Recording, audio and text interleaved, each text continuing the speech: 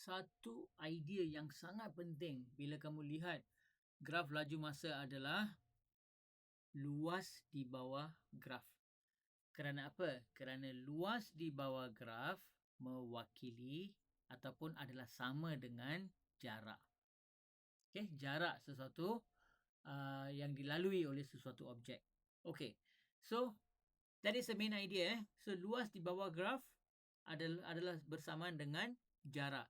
Ini hanya adalah untuk graf laju masa. Kerana untuk graf jarak masa kita dah ada jarak dia.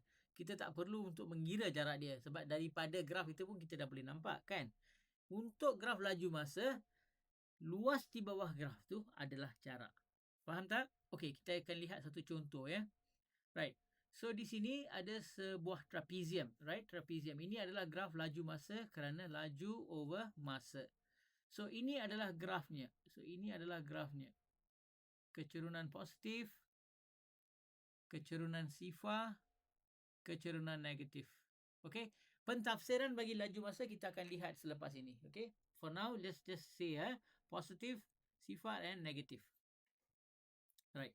So, kalau saya nak tahu jarak yang dilalui oleh objek ini menggunakan gambar rajah ini, apa yang saya perlu buat ialah saya perlu kira luas di bawah graf ini.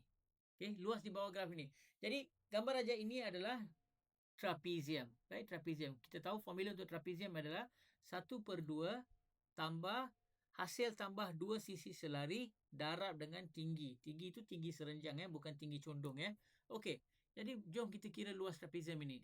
1/2 darab hasil tambah 2 sisi selari darab dengan tinggi. So 1/2 darab dengan 20. Okey. 20 adalah panjang sisi ni, right? Dari sifar hingga 20. 20 kan? 20 tolak sifar ialah 20.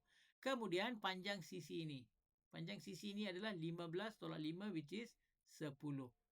Right? Kamu perlu pastikan yang ini adalah selari dengan yang ini ya. Yang ini paksi X. Yang ini pula, sisi ini pula adalah selari dengan paksi X kerana kedudukan ini dengan kedudukan ini mempunyai koordinat Y yang sama. Jadi dia mestilah berselari dengan paksi X. Kemudian kita darab dengan tinggi serenjang. Right? Tinggi serenjang ialah yang ini. Ini adalah tinggi serenjang. Okey. So 20 unit.